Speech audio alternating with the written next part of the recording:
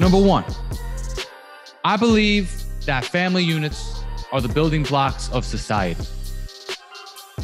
Number two, I believe there are two genders. If a child wants to transition from one to the other, that is their human right. That does not bother me at all. But I believe that schools and Mickey Mouse should stay out of it. They should not advertise it. They should not promote it. It is the parents' decision on what to do with their children until they're 18.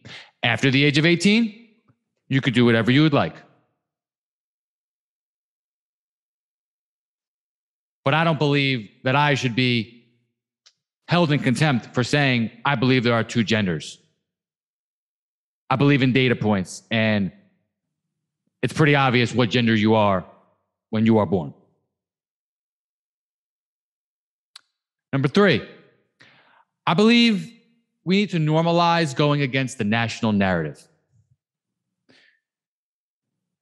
You ever notice that when TV and the media are kind of going in one direction and you have a different approach, that people think it's perfectly okay to take personal attacks at you? In sports, they'll call you a fanboy or you're standing. They could just call you stupid. Oh, you're an idiot. Or, oh, what are you talking about? Oh, you think you're all, why are you going against what everyone else is doing? I don't think that's appropriate. I don't think that's healthy. I think that we need to understand that sometimes the narrative is what it is for a reason.